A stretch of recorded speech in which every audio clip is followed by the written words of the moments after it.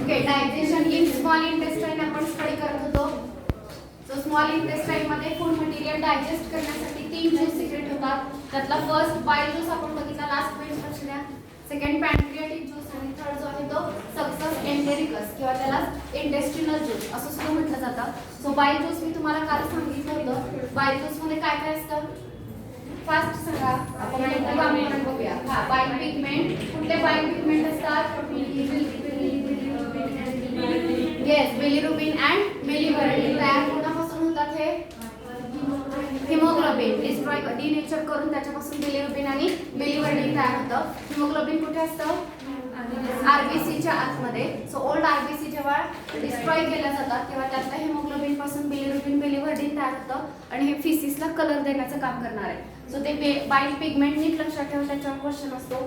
Second तुम्हाला सांगितलं होतं बाईल सॉल्ट. ओके, बाईल सॉल्ट मध्ये 2 सॉल्ट असतात, सोडियम टॉरोकोलेट आणि सोडियम ग्लायकोकोलेट. तर हे दोन्ही सॉल्ट जे आहेत ते बाईलचं इमल्सिफिकेशन करतात, फॅट्सचं इमल्सिफिकेशन करतात. लार्ज फॅट ग्लोब्युलचं कन्व्हर्जन स्मॉल फॅट ग्लोब्युल मध्ये केलं जातं. आणि अजून एक आहे, बाईल ज्यूसमुळे स्टमक मधून आलेलं कंटेंट कसं असतं?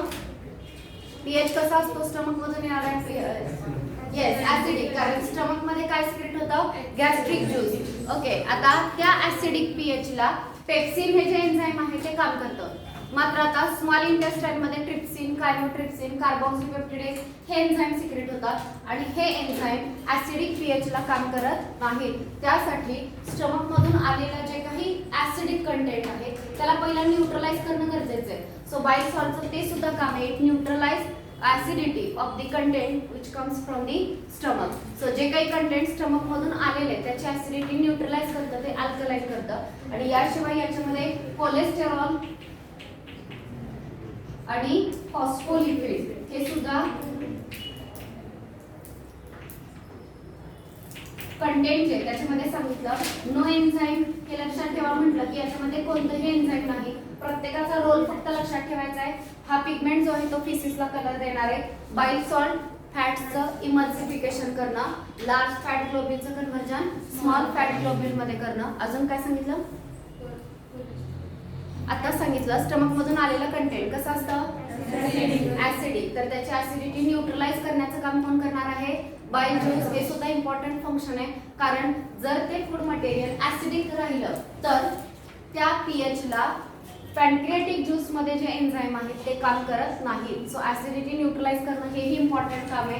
काल जर लिहिलेलं नसेल तर ते लिहून ठेवा. कोलेस्टेरॉल, फॉस्फोलिपिड आणि कोणतंही एन्झाइम याच्यामध्ये प्रेझेंट नसतं. आता बाईल ज्यूस नंतर नेक्स्ट आहे पॅनक्रियाटिक ज्यूस. पॅनक्रियाटिक ज्यूस मध्ये काय काय आहे? सगळ्यात फर्स्ट त्याची लिस्ट बघा. पॅनक्रियाटिक ज्यूस मध्ये first enzyme is pancreatic amylase. दुसरा अमायलेज आठवलं का? कुठला अमायलेज याच्या आधी सांगितलंय? Yes, salivary amylase. तेव्हा मी तुम्हाला सांगितलं होतं की अजून एक अमायलेज आपण पुढे शिकणार आहोत. सो त्या अमायलेज पासून सलायव्हा मधला अमायलेज डिस्टिंग्विश करण्यासाठी त्याला नेम दिलेला आहे सलायव्हरी अमायलेज. आता पॅनक्रियाटिक ज्यूस मध्ये एक अमायलेज आहे, याला म्हणायचा पॅनक्रियाटिक अमायलेज. त्यानंतर नेक्स्ट बघा, सेकंड एन्झाइम आहे लायपेज. ओके, थर्ड एन्झाइम आहे ट्रिप्सिनोजेन. नेक्स्ट कायमोट्रिप्सिनोजेन.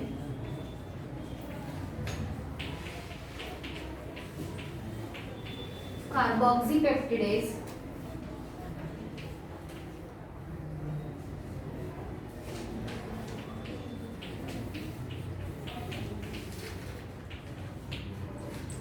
आणि न्यूक्लियस.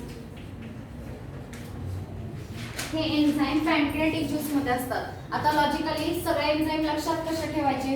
पहिलं तुम्हाला हे माहिती आहे की आपण ज्या डाएट मध्ये न्यूट्रिएंट घेतोय त्याच्यामध्ये काय काय असतं पटकन सांगा. इंट्रोडक्शन मध्ये सांगितलं होतं carbohydrate, protein, fats, vitamins, water, mineral, अजून एक राहिला न्यूक्लिक ऍसिड. आता जर तुम्ही प्लांट लीफ वगैरे खाताय तर त्याच्यामध्ये न्यूक्लियस असणार आहे आणि न्यूक्लियस मध्ये काय असतं? Nucleic acid. सो आपल्या डाएट मध्ये ते सुद्धा असतं. सो याच्यामध्ये कोणाला डायजेस्ट करावं लागत नाही, विटॅमिन डायजेस्ट करण्याची गरज नाही, ऍज इट इज ऍब्झॉर्ब होतात. Water as it is absorb होतं. विटॅमिन, वॉटर आणि मिनरल हे सुद्धा असंच ऍब्झॉर्ब होणार आहे. राहिलेल्या गोष्टी डायजेस्ट होतील. सो कोण कोण डायजेस्ट होईल? एक, कार्बोहायड्रेट डायजेस्ट करावं लागेल. सेकंड, प्रोटीन डायजेस्ट करावं लागेल, आणि थर्ड लिपिड डायजेस्ट करावं लागेल, आणि लास्ट न्यूक्लिक ऍसिड. या सगळ्या गोष्टी डायजेस्ट करणं गरजेचं आहे. आलं लक्षात सगळ्यांच्या? मग आता हे सगळं जे मी कंटेंट लिहिलंय आतापर्यंत सगळं कंटेंट आठवा. सलायवरी अमायलेज कोणाला डायजेस्ट करत होता? कोणाला? सलायवरी अमायलेज कोणाला डायजेस्ट करत होता? स्टार्चला, बरोबर की नाही? स्टार्चचं कन्वर्जन कशामध्ये होतं? माल्टोज मध्ये. स्टार्च काय आहे? पॉलिसॅकराइड, कार्बोहायड्रेट आहे. सो कार्बोहायड्रेटला डायजेस्ट करण्यासाठी सलायवा मध्ये जे अमायलेज आहे त्याला आपण म्हणतो सलायवरी अमायलेज. तर त्याने ऍक्शन केली. सेकंड आपण स्टमक मध्ये बघितलं. तर स्टमक मध्ये काय काय असतं? म्युकस, हायड्रोक्लोरिक ऍसिड, पेप्सिनोजेन असतं, रेनिन असतं, बायकार्बोनेट आयन असतात, इंट्रिन्सिक फॅक्टर असतात, बरोबर का? आठवते का गॅस्ट्रिक ज्यूसचं कंटेंट? या सगळ्यांमध्ये कार्बोहायड्रेटला डायजेस्ट करणारं कुठलंच एन्झाईम नाहीये. नेक्स्ट आता आपण स्मॉल इंटेस्टाईन बघतोय. स्मॉल इंटेस्टाईन मध्ये बाईल ज्यूस बघितलं. यात कुठलंही एन्झाईम कार्बोहायड्रेटला डायजेस्ट करत नाहीये. नेक्स्ट सांगितलं पॅनक्रियाटिक ज्यूस. पॅनक्रियाटिक ज्यूस मध्ये पॅनक्रियाटिक अमायलेज जे आहे हे पुन्हा कार्बोहायड्रेटला डायजेस्ट करण्यासाठी हेल्प करणार आहे. आणि पुढे सक्सेस एंटेरिकस आपण पाहणार आहोत. सक्सेस एंटेरिकस मध्ये डायसॅकॅरायडेज प्रेझेंट असतात जे पॉलिसॅकॅराइडला डायजेस्ट करायला हेल्प करतात. सो आता नीट कन्सेप्ट समजून घ्या. बायोमॉलिक्यूल तुम्हाला अजून शिकवलेला नाही, सो स्ट्रक्चर तुम्हाला माहिती नाहीये. सो कार्बोहायड्रेटचा अर्थ होतो शुगर, ज्याच्यामध्ये कार्बन आणि हायड्रोजन हे मेन एलिमेंट असतात. तर या शुगरचं जर तुम्ही क्लासिफिकेशन बघितलं तर एक असतो मोनोसॅकॅराइड, सॅकॅराइड म्हणजे शुगर. दुसरा आहे डायसॅकॅराइड. डाय म्हणजे दोन शुगर युनिट. मोनोसॅकॅराइड, मोनो म्हणजे एक शुगर युनिट, आणि पॉली म्हणजे जास्त, दोन पेक्षाही जास्त. तर बघा, सपोज असं एक शुगर युनिट असेल तर ते झालं मोनोसॅकॅराइड. दोन शुगर युनिट कनेक्टेड असतील तर त्याला म्हणायचं डायसॅकॅराइड, आणि असे बरेच कनेक्टेड झाले असतील तर त्याला काय म्हणायचं? पॉलिसॅकॅराइड. स्टार्च काय आहे? पॉलिसॅकॅराइड. सेल्युलोज पॉलिसॅकॅराइड, कायटिन पॉलिसॅकॅराइड, इन्युलिन पॉलिसॅकॅराइड, ग्लायकोजन पॉलिसॅकॅराइड, हे सगळे पॉलिसॅकॅराइड. सो जेव्हा पॉलिसॅकॅराइडला अमायलेज डायजेस्ट करतो तेव्हा त्याच्यापासून तयार होतात डायसॅकॅराइड. पॉलिसॅकॅराइडचं कन्वर्जन कशात होतं? डायसॅकॅराइड. जसं तुम्ही शिकलात स्टार्चचं कन्वर्जन कशामध्ये होतं? माल्टोज. स्टार्च काय आहे? पॉलिसॅकॅराइड, आणि माल्टोज काय आहे? डायसॅकॅराइड, बरोबर. सो पहिला तर कॉम्प्लेक्स तुम्ही खाल्ला पॉलिसॅकॅराइड, त्याच्यावरती हे एन्झाईमने ऍक्ट केली आणि काय तयार झाला? डायसॅकॅराइड. आता डायसॅकॅराइड सुद्धा नाही ऍब्झॉर्ब होत. सो हा खाल्ला होता पॉलिसॅकॅराइड, त्याचं कन्वर्जन डायसॅकॅराइड मध्ये झालं. याचं अजून यात झालं पाहिजे. कशा? मोनोसॅकॅराइड मध्ये. सो मोनोसॅकॅराइड मध्ये कन्वर्जन करण्यासाठी त्या डायसॅकॅराइड वरती काम करणारे डायसॅकॅरायडेज नावाचे एन्झाईम असतात. सो थोडंसं जर बायोकेमिस्ट्री माहिती करून घेतलं तर तुमच्या लक्षात येईल मोनोसॅकॅराइड कोण कोण आहे? ग्लुकोज मोनोसॅकॅराइड आहे, फ्रुक्टोज मोनोसॅकॅराइड आहे, गॅलॅक्टोज, ह्या सगळ्या, रायबोज, ह्या सगळ्या शुगर म्हणजे मोनोसॅकॅराइडची मी नावं सांगितली. डायसॅकॅराइड तुम्ही माल्टोज शिकला. माल्टोज काय आहे? डायसॅकॅराइड. सुक्रोज डायसॅकॅराइड. या पद्धतीनं हे डायसॅकॅराइडचे एक्झाम्पल आहे. मग पॉलिसॅकॅराइड कुठले? स्टार्च, ग्लायकोजन, इन्युलिन, कायटिन, सेल्युलोज, हे सगळे काय आहे? पॉलिसॅकॅराइड. हा, लगेच टेन्शन घेऊ नका एवढं तरी. आता हे लक्षात ठेवायची गरज नाही. ते बायोमॉलिक्यूल मध्ये हे सगळे डिटेल्स होणार आहेत तुम्हाला. मला तुम्हाला हे सांगायचंय की हे एन्झाईम तुम्ही लक्षात कसं ठेवणार, सिक्वेन्स काय लक्षात ठेवण्याचा. सो पहिलं हे लक्षात घ्या की तुम्ही डाएट मध्ये काय काय घेतलंय. कार्बोहायड्रेट, प्रोटीन, लिपिड्स आणि न्यूक्लिक ऍसिड. कार्बोहायड्रेटला डायजेस्ट करण्यासाठी कोणकोणते एन्झाईम आहेत? अमायलेज. सलाइवामध्ये होता सलाइवरी अमायलेज. आता स्मॉल इंटेस्टाईन मध्ये आहे पॅनक्रियाटिक अमायलेज, आणि अजून एक असणार आहे डायसॅकॅरायडेज. एवढेच एन्झाईम कार्बोहायड्रेटला डायजेस्ट करतील. प्रोटीनला डायजेस्ट करणारे किती आहेत बघा बरं. सलाइवामध्ये एकही एन्झाईम प्रोटीनला डायजेस्ट करणारा नव्हता. स्टमक मध्ये पेप्सिन. स्टमक मध्ये जो होता त्याचं नाव आहे पेप्सिन. हे बारकावे नीट लक्षात घ्या, कारण नीटला क्वेश्चन विचारताना त्याच अँगलने विचारले जातात. पेप्सिन. अजून कुठला आहे का स्टमक मध्ये? हा काय आहे की नाही? हा केझिन. इन्फंट मध्ये केझिन हे मिल्क प्रोटीन डायजेस्ट करायला हेल्प करतो. सो ते लक्षात ठेवणार. Pepsin, renin. पुढे आता आपण पॅनक्रियाटिक ज्यूस पाहणार आहोत. त्याच्या आधी बाय ज्यूस बघितला, त्यात कुठलंही एन्झाईम नाही सांगितलं. पॅनक्रियाटिक ज्यूस मध्ये हे जे एन्झाईम आहेत ट्रिप्सिनोजेन, कायमोट्रिप्सिनोजेन आणि कार्बॉक्सी पेप्टिडेज, हे सगळे एन्झाईम प्रोटीनला डायजेस्ट करण्यासाठी. बघा ट्रिप्सिनोजेन, मी शॉर्ट मध्ये लिहिते, कायमोट्रिप्सिनोजेन आणि कार्बॉक्सीपेप्टिडेज, हे सगळे एन्झाईम कोणाला डायजेस्ट करायला मदत करतात? प्रोटीनला. हे दोन्ही कुठे आहेत? स्टमक मध्ये. हे 3 कुठे? स्मॉल इंटेस्टाईन मध्ये, त्यात पॅनक्रियाटिक ज्यूस मध्ये असतात. कळलं का हे? सक्सेस एंटेरिकस अजून व्हायचं आहे, त्याच्या डायजेशन डायपेप्टिडेज नावाचे एन्झाईम असतात, पुढे कळेलच. फायनली मी पुन्हा एकदा रिवाइज करेन. त्यानंतर लिपिडला डायजेस्ट करण्यासाठी एकच एन्झाईम असतं, लायपेज. आणि न्यूक्लिक ऍसिडला डायजेस्ट करण्यासाठी न्यूक्लिएज, न्यूक्लियोटाइडेज आणि न्यूक्लियोसाइडेज.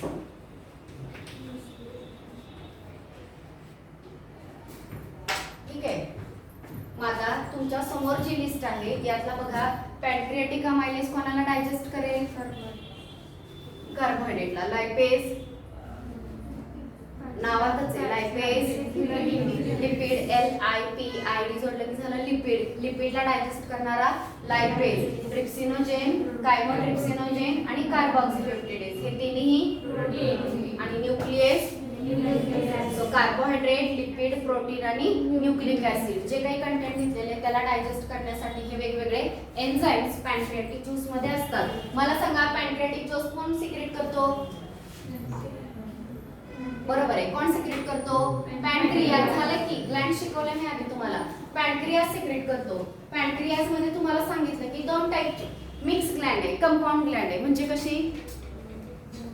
दोन्ही टाईपचे पार्ट असतात, endocrine as well as exocrine. Endocrine part मध्ये तुम्हाला सांगितलं आयलेट्स ऑफ लँगरहॅन्स मधल्या 3 सेल, अल्फा, बीटा, डेल्टा आणि ऍक्च्युअली पीपी सेल पण असते. Alpha cell secrete glucagon, beta cell secrete insulin, delta cell secrete somatostatin आणि PP cell secrete pancreatic polypeptide. हे detail तुम्ही त्याची सगळी कामं 12वीत शिकणार आहेत. आता सध्या तुम्हाला लक्षात घ्यायचं आहे पॅनक्रियाटिक ज्यूस कोणी सिक्रेट केला? पॅनक्रियाजने सिक्रेट केला. मग असाही क्वेश्चन असू शकतो की कोण सिक्रेट करतं? हा जर पॅनक्रियाज असेल तर तिथं सेलचे जे ग्रुप असतात त्या ग्रुपना म्हणायचं आयलेट्स ऑफ लँगरहॅन्स. काय म्हणायचं यांना? Islets of Langerhans. या आयलेट्स ऑफ लँगरहॅन्स मध्ये किती टाईपच्या सेल आहेत? 4 टाईपच्या, अल्फा, बीटा, डेल्टा आणि पीपी सेल. आणि बाकीच्या ज्या सेल आहेत त्यांना म्हटलं जातं ॲसिनार सेल.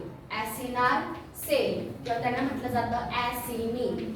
ह्या ज्या ॲसिनी आहेत त्या काय सिक्रेट करणार आहेत? हा पॅनक्रियाटिक ज्यूस. लक्षात राहील सगळ्यांच्या? सो पहिली गोष्ट, पॅनक्रियाटिक ज्यूस कोण तयार करतो? पॅनक्रियाज. पॅनक्रियाज मध्ये कोणते असेल? ॲसिनार सेल, कारण ती मिक्स ग्लँड आहे, अल्फा, बीटा, डेल्टा ह्याचं फंक्शन वेगळं आहे. तर ठीक आहे, पण ॲसिनार सेल जे आहेत ते पॅनक्रियाटिक ज्यूस तयार करतील. ज्यूस मध्ये हे कंटेंट आहे. आता याचा रोल काय ते आपण बघणार आहोत. एवढं कळलं का? सगळं लक्षात ठेवा, लिहून ठेवा, रिवाइज करा ते. मी पुन्हा याच्यावरती क्वेश्चन विचारणार.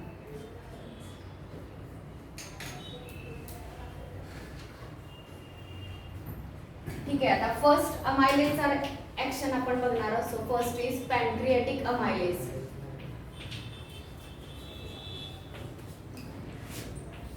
ओके, पॅनक्रियाटिक अमायलेज जे आहे त्याचे ऍक्शन कशावरती असते? ठीक आहे, पहिलं दिलंय ग्लायकोजन आणि स्टार्च. हे दोन्ही काय आहे? पॉलीसॅकराइड आहे. ठीक आहे, तर हे ग्लायकोजन, स्टार्च यासारख्या पॉलीसॅकराइड वरती त्याची ऍक्शन होते आणि त्याचे कन्व्हर्जन कशामध्ये केलं जातं?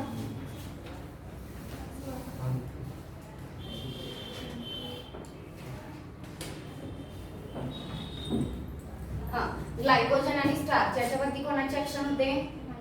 Pancreatic amylase. आणि अमायलेजच्या ऍक्शन नंतर या ठिकाणी काय तयार केले जातात? डायसॅकराइड. कुठला डायसॅकराइड तयार होतो? येस, माल्टोज हा डायसॅकराइड तयार होतो. So maltose is disaccharide. Glycogen, starch these are the polysaccharide. हे दोन्हीही पॉलीसॅकराइड आहेत. आणि हा जो आहे तो डायसॅकराइड आहे. अर्थ कळला का आता सगळ्यांना? डायसॅकराइड, पॉलीसॅकराइड. पॉली म्हणजे काय मुलींना? मेनी. आणि सॅकराइड म्हणजे जेव्हा जास्त शुगर कनेक्टेड असतात तेव्हा काय म्हणायचं? स्टार्च, ग्लायकोजन हे कशाचे एक्झाम्पल आहे? स्टार्च कोणामध्ये असतं?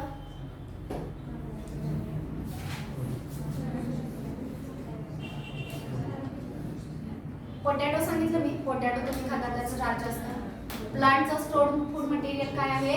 स्टार्च. सो प्लांटकडे जर एक्सेस फूड मटेरियल झालं, कार्बोहायड्रेट झालं, तर ते कोणत्या फॉर्म मध्ये स्टोअर करतात? स्टार्चच्या फॉर्म मध्ये. आणि जर आपल्याला एक्सेस ग्लुकोज स्टोअर करायचा झालं तर कोणत्या फॉर्म मध्ये करतो आपण? येस, ग्लायकोजनच्या फॉर्म मध्ये आपण एक्सेस कार्बोहायड्रेट जे आहे ते स्टोअर करतो. येते लक्षात सगळ्यांच्या? सो स्टार्च आणि ग्लायकोजन. ग्लायकोजन ॲनिमल मध्ये आणि स्टार्च प्लांट मधलं स्टोर्ड फूड आहे. दोन्ही पॉलिसॅकराइड आहे. याच्यावर अमायलेज या एन्झाइमची ऍक्शन झाली की काय तयार होतो? माल्टोज हा डायसॅकराइड तयार होतो. इथं खूप शुगर युनिट कनेक्टेड होते. ते असं ब्रेक केलं की दोन दोन शुगर युनिट एकत्र राहतील. असं स्ट्रक्चर किंवा असा प्रोडक्ट जो आहे तो तयार झाला. सो ही पहिली ऍक्शन होती पॅनक्रियाटिक अमायलेजची. सेकंड बघा, सेकंड इज लायपेज.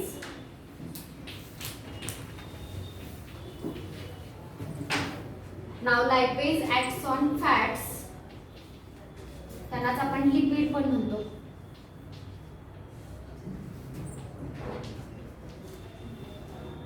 त्याचं कन्वर्जन फॅटी ऍसिड आणि मोनोग्लिसराइड मध्ये होतं. मोनोग्लिसराइड.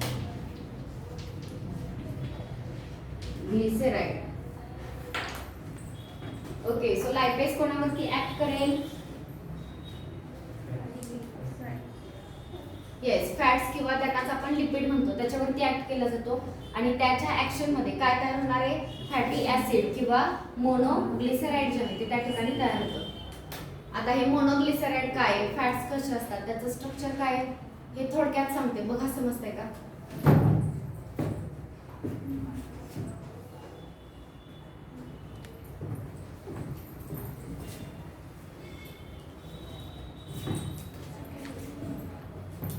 फॅट्स किंवा फॅटी ऍसिड आणि ग्लिसराइड हे काय असतात, त्याचं स्ट्रक्चर कसं असतं बघा.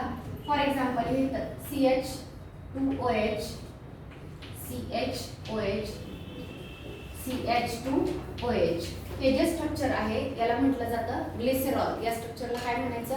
Glycerol. Okay, glycerol on OH. OH हा फंक्शनल ग्रुप आहे, अल्कोहोल आहे. आता याच्यामध्ये फॅटी ऍसिड हे ग्लिसरॉल आहे. फॅटी ऍसिड काय आहे?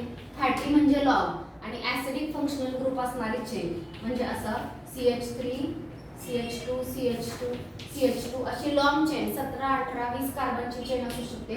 आणि फायनली COOH हा फंक्शनल ग्रुप असतो. याला काय म्हणायचं? Fatty acid. आता बघा, हा ऍसिडिक ग्रुप आणि हा अल्कोहोल ग्रुप यांच्यामध्ये रिॲक्शन होते आणि कुठला बॉन्ड तयार होतो? 10वी सायन्स 1 नववा टॉपिक, कार्बन कंपाऊंड.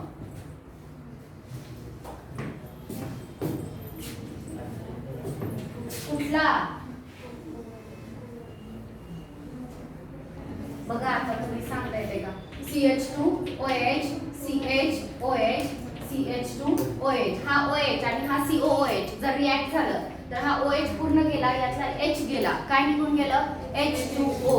जे शिल्लक राहिलं बघा, O, C, double bond O, CH2, CH2, CH2, CH3 या पद्धतीने अटॅच झालं. ह्या बॉन्डला काय म्हणायचं? Ester bond. Esterification reaction, ester are protein smell झालंय सगळं तुम्हाला. सो ईस्टर बॉन्ड तयार झाला कोणामध्ये? अल्कोहोल मध्ये आणि फॅटी ऍसिड मध्ये. झालं का? येस. तर याला म्हणायचं मोनोग्लिसराइड. हे एकटा होता तेव्हा काय होता? ग्लिसरॉल होता. ग्लिसरॉलला कोण अटॅच झालं? एक फॅटी ऍसिडची चेन अटॅच झाली ईस्टर बॉन्डने. मग आता याला काय म्हणणार तुम्ही? मोनोग्लिसराइड. समजा अशीच एक चेन इथे अटॅच असेल तर आता याला म्हणायचं डायग्लिसराइड. आणि इथेही अटॅच असेल तर त्याला म्हणणार तुम्ही ट्रायग्लिसराइड. सो जेव्हा तुम्ही लिपिड म्हणताय तेव्हा आपण डाएट मध्ये हे घेतलेले आहे. जेव्हा लायपिडची ऍक्शन होते तेव्हा हा ईस्टर बॉन्ड ब्रेक केला जातो आणि हे फॅटी ऍसिड बाजूला काढलं जातं. सो ट्रायग्लिसराइड मधलं एक फॅटी ऍसिड जर रिमूव्ह झालं तर शिल्लक काय राहिलं? सेकंड लास्ट लक्ष द्या, काय शिल्लक राहिलं?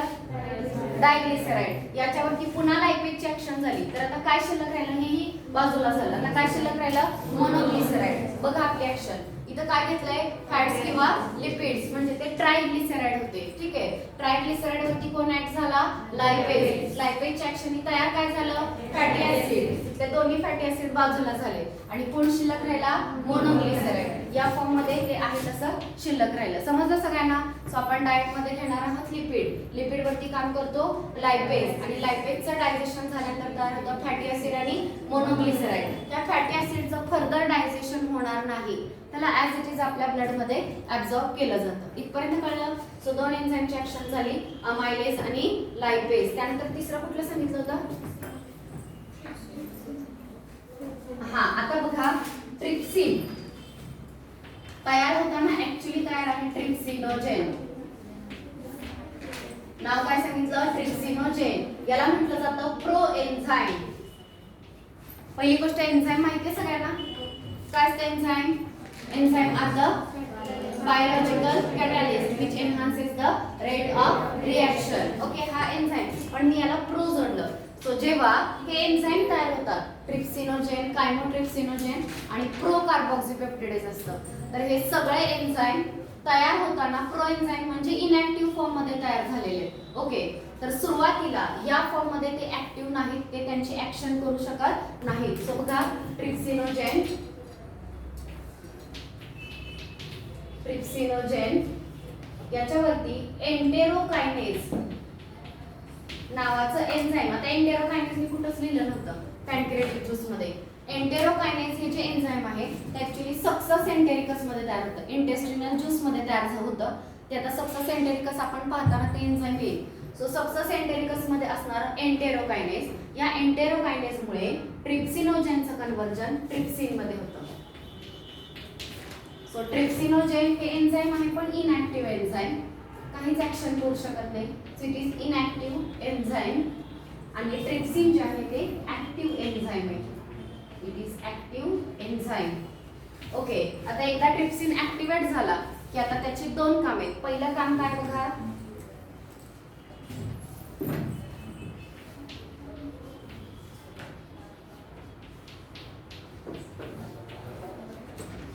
कायमोट्रिप्सिनोजेन आणि अजून एक आहे प्रो कार्बोक्सिपेप्टिडेज.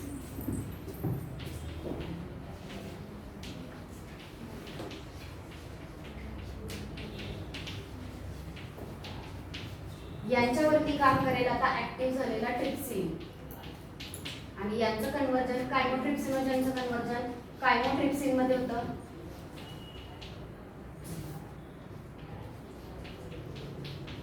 आणि प्रो कार्बोक्सिपेप्टिडेजचं कन्व्हर्जन कार्बोक्सिपेप्टिडेज मध्ये होतं.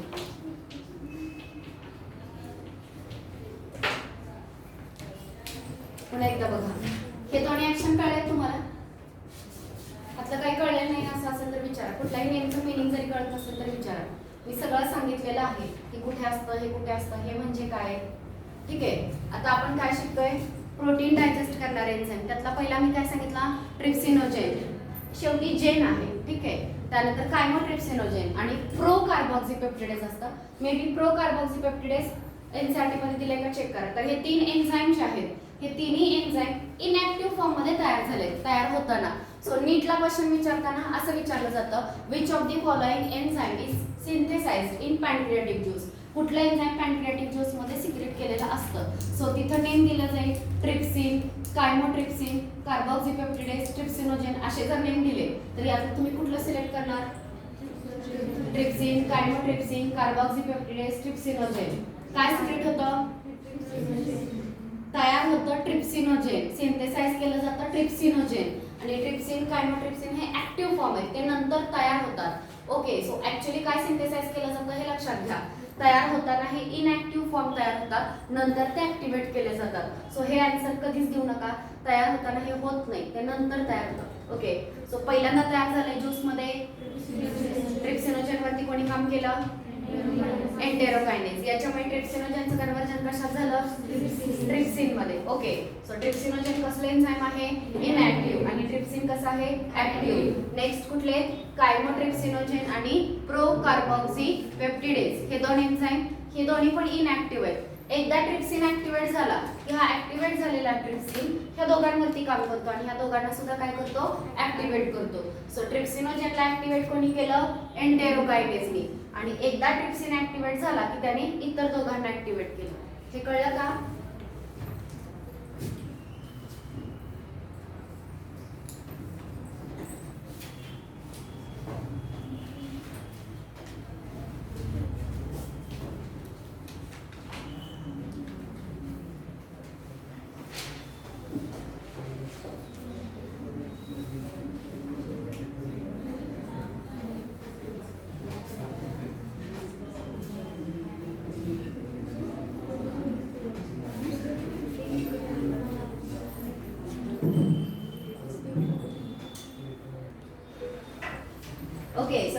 बघा प्रोटीन, प्रोटिओजेस आणि पेप्टोन. प्रोटीन समजलं तुम्ही डाएट मध्ये घेता. प्रोटिओजेस आणि पेप्टोन कुठून आले?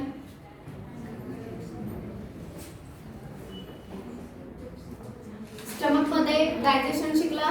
स्टमक मध्ये कुठले एन्झाईम असतं? पेप्सिन. पेप्सिनची जेव्हा प्रोटीन वरती ऍक्शन होते तेव्हा काय तयार होतं? प्रोटिओजेस आणि पेप्टोन. ते म्हणजे कंप्लीट डायजेशन झालंय का अजून? नाही, पार्टली झाले, थोडेफार तुकडे झालेत, अजून त्याचं कंप्लीट डायजेशन व्हायचंय. सो स्टमक मध्ये पार्टली डायजेस्ट झालेलं प्रोटीन, त्याच्यापासून तयार झाले प्रोटिओजेस आणि पेप्टोन. आणि काही प्रोटीन नाही डायजेस्ट झालेले तर ते प्रोटीन. ह्या सगळ्यांवरती आता कोण ऍक्ट करणार आहे? तुम्ही आता ऍक्टिव्हेट केलेले 3 एन्झाईम. कुठले 3 एन्झाईम? येस, ट्रिप्सिनोजेन, ट्रिप्सिन आता ऍक्टिव्हेट झाले. ते दुसरं कोण काम करेल? कायमोट्रिप्सिन. Next carboxypeptidase. हे जे एन्झाईम आहेत हे तिन्ही एन्झाईम या प्रोटीन वरती, प्रोटिओजेस आणि पेप्टोन याच्यावरती काम करतील आणि त्यांचं कन्वर्जन डायपेप्टाइड मध्ये, पॉलीपेप्टाइड मध्ये केलं जातं. Next is polypeptide. डायपेप्टाइड असेल येस. सो यांच्यावरती ऍक्शन केल्यानंतर नेक्स्ट जे आहेत ते डायपेप्टाइड तयार केले जातात. यातला आणि यातला फरक समजून घ्या. प्रोटीन जे आहेत ते कशापासून बनलेले असतात? Amino acid. स्ट्रक्चर सगळं ड्रॉ नाही करत, शॉर्ट मध्ये बघा. अमिनो ऍसिडला दुसरा अमिनो ऍसिड या पद्धतीनं लिंक होतो आणि हे जे लॉंग स्ट्रक्चर आहे या स्ट्रक्चरला आपण आता त्याच्यामध्ये सेकंडरी, क्वाटर्नरी, टर्शियरी असे स्ट्रक्चर असतात आणि 3 डायमेन्शनल प्रोटीनचं स्ट्रक्चर होतं. पण बेसिकली प्रोटीन जे आहेत ती अमिनो ऍसिडची चेन आहे. सगळ्यांनी लक्ष देऊन हे समजून घ्या. सो प्रोटीन जे आहेत ते अमिनो ऍसिडची चेन आहे. जेव्हा ह्या प्रोटीनला डायजेस्ट केलं जाईल तेव्हा काय तयार झाले? डायपेप्टाइड. याचा अर्थ 2 अमिनो ऍसिड एकत्र असणारे आधी एवढे होते लॉंग पॉलीपेप्टाइड होता, आता काय तयार झाला? डायपेप्टाइड. पॉली आणि डाय तर कळतंय, डाय म्हणजे आणि पॉली म्हणजे, पण हा पेप्टाइड कळला पाहिजे. सो पेप्टाइड एक बॉन्ड आहे. जसं तुम्ही मगाशी कुठला बॉन्ड शिकला? Ester bond. कुठे असतो? लिपिड मध्ये. जसं पेप्टाइड बॉन्ड कुठे असणार आहे? प्रोटीन मध्ये. आता पेप्टाइड बॉन्ड बघा, सेंटरला कार्बन, इकडे अमिनो ग्रुप, इकडे COOH, हा वरती हायड्रोजन. हे बेसिक स्केलेटन झालं अमिनो ऍसिडचं आणि खाली R ग्रुप त्याला अटॅच असतो, फंक्शनल ग्रुप. हा एक अमिनो ऍसिड आहे. सपोज हा दुसरा अमिनो ऍसिड आणि R, हा अमिनो आणि हा COOH एकमेकांशी रिॲक्ट होतात. आता NH2 मधला H आणि यातला OH हे जर निघून गेले तर काय निघून गेलं? आता वॉटर निघून गेलं आणि हा राहिला CO आणि NH, यांच्यामध्ये बॉन्ड तयार होतो. या बॉन्डला काय म्हणायचं? Peptide bond. आलं लक्षात सगळ्यांच्या? सो यावेळी इथं पेप्टाइड बॉन्ड तयार होतो. सो यांना डायपेप्टाइड किंवा पॉलीपेप्टाइड असं का म्हटलेलं आहे? त्याच्यातल्या त्या बॉन्डमुळे. सो प्रोटीन, प्रोटिओजेस आणि पेप्टोन याच्यावरती ट्रिप्सिन, कायमोट्रिप्सिन आणि कार्बोक्सीपेप्टिडेज ऍक्ट करतं आणि काय तयार होतं? त्याच्यामध्ये डायपेप्टाइड तयार केले जातात. हे कळलं का? हे कळलं सगळ्यांना? येस. त्यानंतर नेक्स्ट बघा, हे झालं प्रोटीनचं डायजेशन. लायपेजची ऍक्शन झाली आहे, अमायलेजची ऍक्शन झाली, ट्रिप्सिन, कायमोट्रिप्सिन आणि कार्बोक्सीपेप्टिडेजची ऍक्शन झाली. नेक्स्ट राहिलेली आहे न्यूक्लियसची. पण आता न्यूक्लियसची ऍक्शन आपण नेक्स्ट लेक्चर मध्ये बघणार आहोत. एवढं तुम्हाला समजलं का? चला एकदा रिकॉल करा. काय शिकतोय आपण? Digestion in small intestine. त्यासाठी किती ज्यूस सिक्रेट होत आहे? 3. पहिला ज्यूस झाला, बाईन ज्यूस झाला, दुसरा पॅनक्रियाटिक ज्यूस, तिसरा इंटेस्टिनल ज्यूस किंवा त्यालाच म्हणायचं सक्सस एंटेरिकस. काल बाईल ज्यूस झाला, आज मी तुम्हाला सांगितला पॅनक्रियाटिक ज्यूस. कोण सिक्रेट करतो? पॅनक्रियाच्या कुठल्या सेल? ऍसिनार सेल, ऍसिनी. ह्या ऍसिनार सेल जो पॅनक्रियाटिक ज्यूस सिक्रेट करतात त्यात काय काय असतं? पॅनक्रियाटिक अमायलेज, लायपेज, ट्रिप्सिनोजेन, कायमोट्रिप्सिनोजेन, प्रोकार्बोक्सीपेप्टिडेज आणि न्यूक्लियस. बरोबर आहे का? हे सगळे एन्झाईम त्याच्यामध्ये असतात. पुढे पहिली ऍक्शन कोणाची शिकलो आपण? Pancreatic amylase. कोणावरती ऍक्ट करतो? स्टार्चच्या पॉलिसॅकराइड वरती. आणि कन्वर्जन कशात होतं? माल्टोज या डायसॅकराइड मध्ये. सेकंड काय सांगितलं? लायपेज. कोणावरती ऍक्ट करतो? फॅट्स किंवा लिपिड्स वरती. आणि त्याचं कन्वर्जन कशात होतं? फॅटी ऍसिड्स आणि मोनोग्लिसराइड्स मध्ये. प्रोडक्ट लक्षात ठेवा. पुढे अजून ऍक्शन होणार आहे. त्याच्या पुढे काय सांगितलं? ट्रिप्सिनोजेन इनॅक्टिव्ह आहे. कोण ऍक्ट करतो? एंटेरोकायनेज आणि त्याचं कन्वर्जन कशामध्ये केलं जातं? ट्रिप्सिन मध्ये केलं जातं. त्यानंतर नेक्स्ट काय सांगितलं? ऍक्टिव्ह झालेला ट्रिप्सिन कोणावरती ऍक्ट करेल? कायमोट्रिप्सिनोजेन आणि प्रोकार्बोक्सिपेप्टिडेज आणि त्यांचं कन्वर्जन कशामध्ये केलं जाईल? येस, कायमोट्रिप्सिन आणि कार्बोक्सिपेप्टिडेज मध्ये होईल. आता 3 एन्झाइम तयार झाले, ट्रिप्सिन, कायमोट्रिप्सिन, कार्बोक्सिपेप्टिडेज. कशावरती ऍक्ट करतात? प्रोटीन, प्रोटिओजेस, पेप्टोन आणि त्याचं कन्वर्जन कशात होतं? डायपेप्टाइड. मी सगळ्यातले बॉन्ड सुद्धा सांगितले, सगळ्यांना कळलं. राहिले फक्त एकाचे ऍक्शन न्यूक्लियस कोणावरती ऍक्ट करेल? न्यूक्लिक ऍसिड वरती. मग त्याचे स्ट्रक्चरल डिटेल सगळं आपण उद्या पाहणार आहोत. इथपर्यंत कळलंय? हा, एवढं कंटेंट एनसीईआरटी मधून उद्या रीड करून घ्यायचं.